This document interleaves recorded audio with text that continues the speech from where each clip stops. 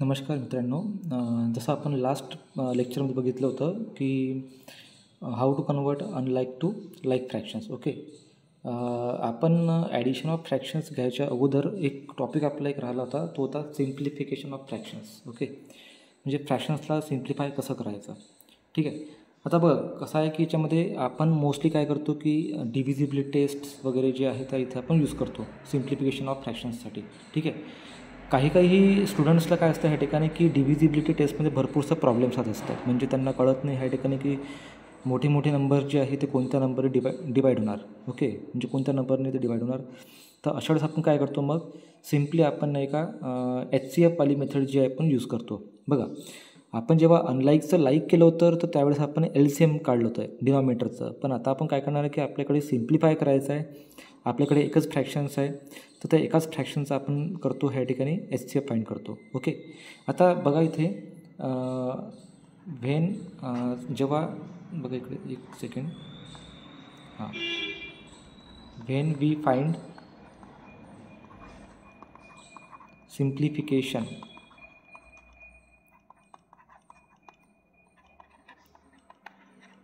Of fraction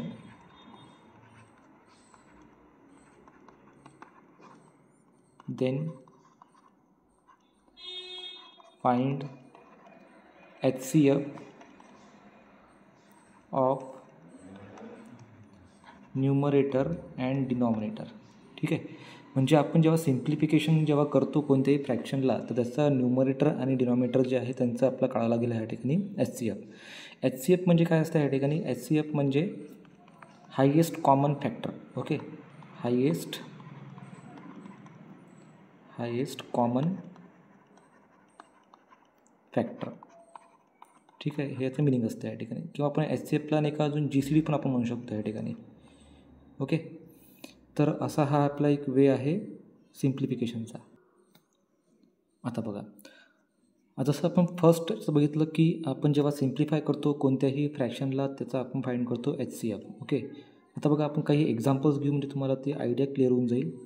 suppose आता मी एक question घेतला, एक सिम्पलसा क्वेश्चन घेतो मी ह्या ठिकाणी 12/15. आता सगळ्यांना तर माहीत आहे ह्या ठिकाणी की 12 आणि 15 हा 3चा डिव्हिजिबल आहे ना, कारण की 12 आणि 15 हा एकाच टेबल येतो 3च्या.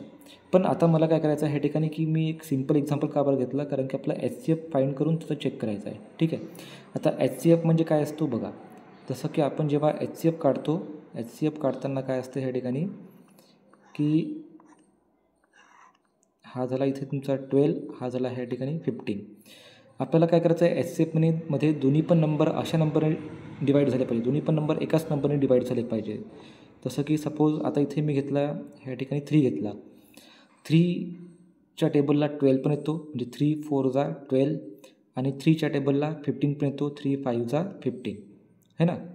आता बघा 4 आणि 5, आता 5 हा प्राईम नंबर आहे पण 4 हा इवन नंबर आहे. आपल्याला काय पाहिजे ह्या ठिकाणी की दोन्ही पण नंबर एकाच नंबरच्या टेबलला यायला पाहिजे.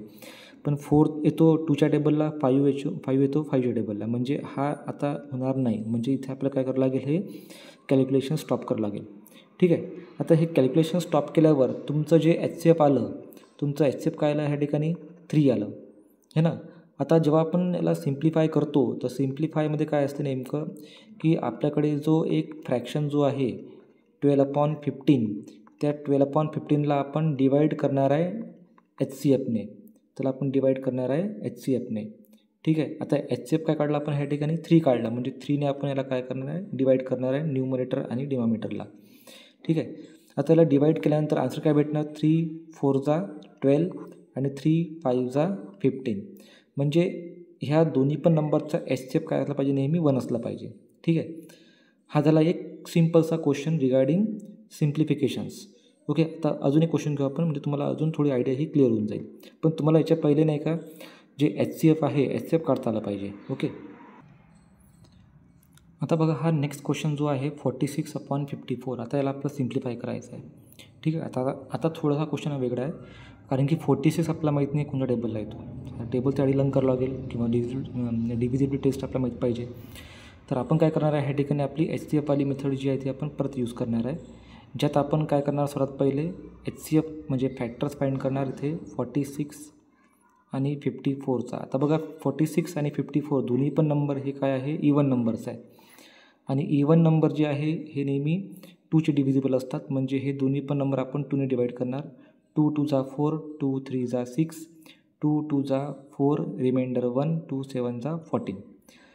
आता बघा ह्या ठिकाणी काय आहे, 23 आणि 27 याचा आन्सर आलं. पण 23 हा प्राईम नंबर आहे, 27 हा ऑड नंबर आहे. म्हणजे याच्यासमोर तर आपण काही करू शकत नाही. म्हणजे आपला जो HCF जो आहे, HCF काय आला याचा 2 आला. ठीक आहे. आता आपण काय करणार ह्या ठिकाणी की 46/54 हा जो आपल्याकडे एक फ्रॅक्शन दिलेला आहे है ना, 46 आणि 54 ह्या फ्रॅक्शनला आपण डिवाईड करणार आहे कशाने, HCFने. आपण जे HCF काढलं, काय काढलं आपण, HCF 2 काढलं, याने डिवाईड करा. आता डिवाईड केल्याच्या नंतर तुम्हाला आन्सर काय भेटणार, 2 2 जा 4, 2 3 जा 6, इथे 2 2 जा आणि 2 7 जा 14. म्हणजे हे झालं आपलं सिम्प्लिफिकेशन झालं. म्हणजे तुम्ही जर याचं जर HCF जर बघितलं तर HCF काय राहील, याचा 1च राहील. ठीक आहे, 23 आणि 27चा. ठीक आहे. तर असा हा आपला एक व्हिडिओ होता जो होता आपल्या कशाबद्दल, सिम्प्लिफिकेशनच्याबद्दल है ना. ज्यातनं का आपण जेव्हा सिम्प्लिफाय करतो कोणत्याही फ्रॅक्शनला तर याचं आपला न्यूमरेटर आणि डिनॉमिनेटरचं कळायला लागतं, HCF हे कळायला लागतो. ठीक आहे. तर आय होप तुम्हाला हा व्हिडिओ समजलेला असेल. काही जर तुम्हाला डिफिकल्टी असेल तर मला प्लीज कमेंट बॉक्समध्ये कळवा. आणि माझ्या चॅनलला लाईक, सबस्क्राईब आणि शेअर करायला विसरू नका. Okay, thank you.